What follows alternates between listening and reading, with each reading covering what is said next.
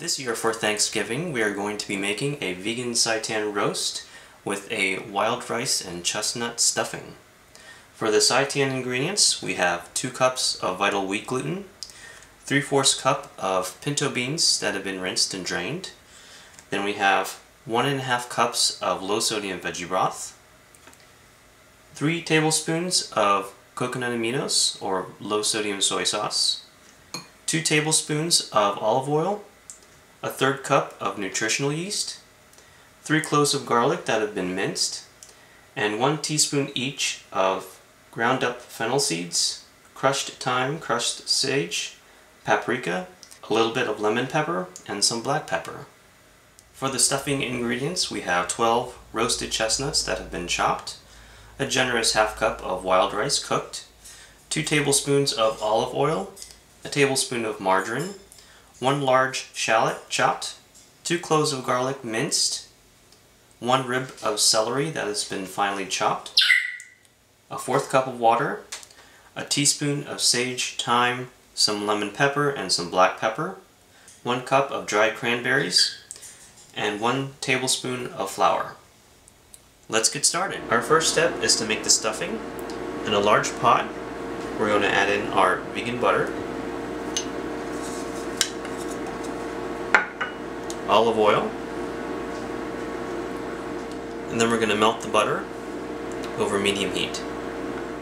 Once the butter is melted, we're going to add in our shallots, celery, and our garlic. And then we're going to sauté this until they're soft and translucent. Should take about 5 to 7 minutes over medium heat. Once your shallots and celery have softened a bit, we're going to add in our water, spices, and our dried cranberries. And then we're going to cook this for an additional 3 to 4 minutes or until the cranberries have softened. If you see the mixture has soaked up the water, you can go ahead and add a little bit more water, a tablespoon at a time, just until the cranberries have softened. Once the cranberries have softened, we're going to add in our wild rice and our chestnuts. And then we're going to stir this around and cook for an additional 2 minutes. Again, if the mixture looks a little dry, you can always add a little bit of water, a tablespoon at a time. Now we're going to add in the flour. And then we're going to stir this to mix well. And that's pretty much it for the stuffing. So we're going to take this off the heat and store this in the fridge to let it cool. And in food processor, we're going to add in our veggie broth, low sodium soy sauce or coconut aminos, garlic, olive oil, and the pinto beans. And then we're going to puree this until it's mostly smooth. And it should look something like this. A few little bits of beans are okay, but no bigger than pea size. Next step in preparing our seitan is to add our wheat gluten to a mixing bowl, along with the nutritional yeast and our spices. Then we're going to take a whisk and whisk this all together, make sure it's well combined. Once we have it well combined, we're going to make a little well in the middle. To this well, we're going to add our bean mixture from the food processor.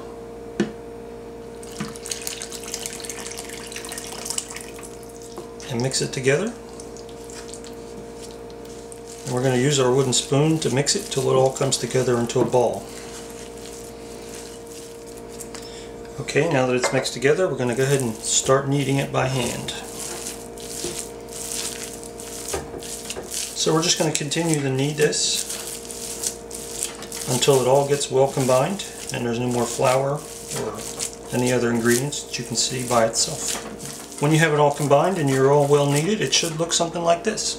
Okay, the next step is we laid out 2 pieces of aluminum foil, about 18 or 20 inches long. We put a good overlap on there, like 5 or 6 inches of overlap. And then we're going to take our seitan and we're going to lay it down right in the middle. And now we're going to try to work this into a rectangle or a square. You want to work it into a 10 or 12 inch rectangle.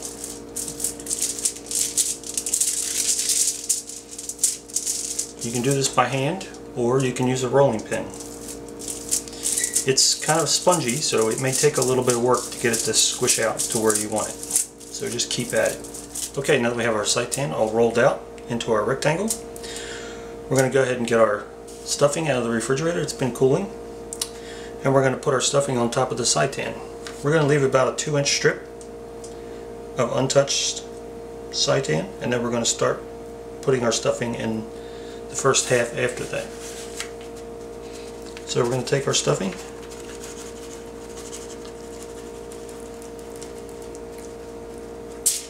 and lay it down. Okay, we're going to spread our stuffing out. Going to go from edge to edge. Okay, we're going to grab a hold of our seitan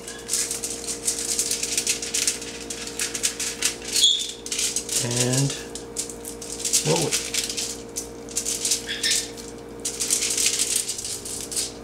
And there you have it, all rolled up. Now we've got it all rolled up, we're going to pick it up and we're going to rotate it so it's on our foil, kind of centered on our foil, like so. And then we're going to roll our foil up around our seitan. And to make sure it's well enclosed, including the ends. Make sure you seal the ends up very well.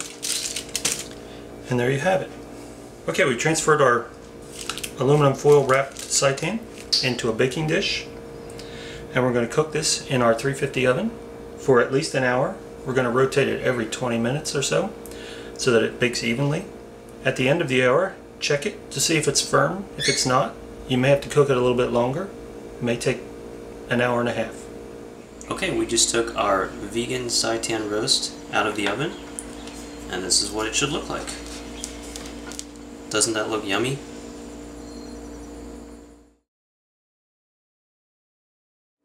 Next we're going to serve our vegan seitan roast. We're serving our vegan seitan roast with some fresh sliced beets and a small side salad. Eat and enjoy! Happy Thanksgiving, everybody! We hope you enjoyed our video. If you did, please subscribe. Or click on the Patreon link below. Or you can click on the videos from last week. Bye! Bye!